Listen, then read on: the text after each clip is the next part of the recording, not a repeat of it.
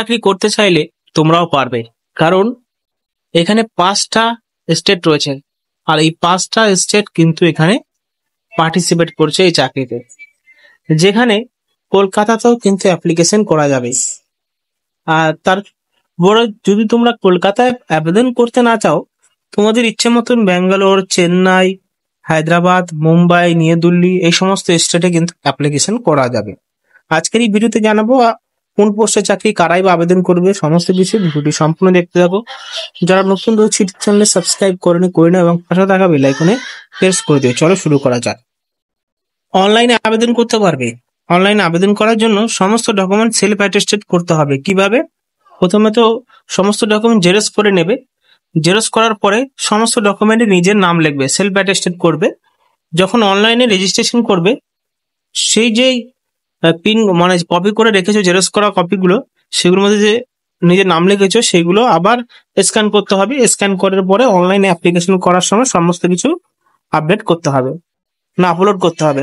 এখানে মাধ্যমিক পাশের জন্য সব থেকে বড় একটা ভূমিকা পালন করছে। সেন্ট্রাল পোস্টের জন্য কিন্তু মাধ্যমিক মানে বার্থ সার্টিফিকেটের জন্য মাধ্যমিক সার্টিফিকেট অ্যালাউ করে না, কিন্তু এখানে বার্থ সার্টিফিকেটের জন্য যদি না থাকে বার্থ সার্টিফিকেট, সেক্ষেত্রে তোমরা মাধ্যমিক পাশের সার্টিফিকেট দেখিয়ে অ্যালাউ করতে পারবে।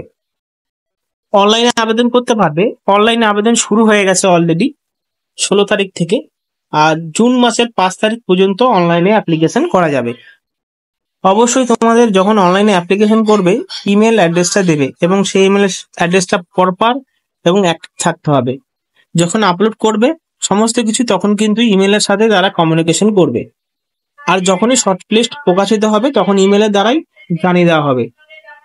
আবেদন করার জন্য তোমাদের বয়স হতে হবে 27 বছরের মধ্যে এবং সেই বয়সটি ক্যালকুলেশন করা হবে এপ্রিল মাসের 30 তারিখের মধ্যে। এবার দেখে নাও আবেদন করার সময় কি কি ডকুমেন্ট প্রয়োজন। আবেদন করার সময় মাধ্যমিক পাশের সার্টিফিকেট দেবে এবং যারা সেন্ট্রাল থেকে আবেদন করবে তাদের এসএসসি সার্টিফিকেট বলা হয়, সেটা দিবে। তারপর আইটিআই সার্টিফিকেট চাওয়া হয়েছে, সেই আইটিআই সার্টিফিকেট এনটিএস এর মাধ্যমে দিতে হবে এবং মাধ্যমিক এবং এসএসসি এই যখন সার্টিফিকেট দেবে সাথে আইটিআই সার্টিফিকেট বাধ্যতামূলক দিতেই হবে। আর ম্যানুফ্যাকচারিং এক্সপিরিয়েন্স যদি থাকে সেটা কিন্তু মানে আইটিআই যে এক্সপিরিয়েন্সটা রয়েছে সেটা কিন্তু 30/4/2000 মধ্যে 30/4/2025 মধ্যেই হতে হবে, ঠিক আছে? সেই বিষয়ে নিয়ে মাল্টি স্কিল ট্রেনিং এ যারা আবেদন করবে, কারণ আরো বলছি ভিডিওতে বলে দেবে যে সব পোস্টগুলোতে নিয়োগ করা হবে, সেই সব পোস্টগুলোতে কি কি স্কিল দরকার, সেই সমস্ত স্কিলের যে সার্টিফিকেট গুলো রয়েছে আইটিআই সার্টিফিকেট, সেটা 30/4/2025 হিসেবে সার্টিফিকেটে থাকতে হবে।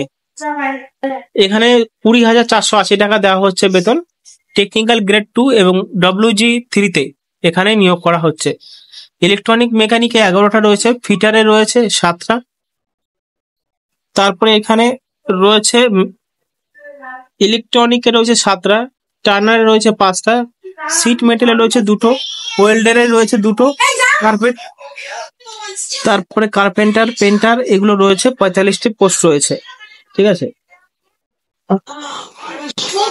এইভাবে আপনি আবেদনটি চালিয়ে যেতে হবে।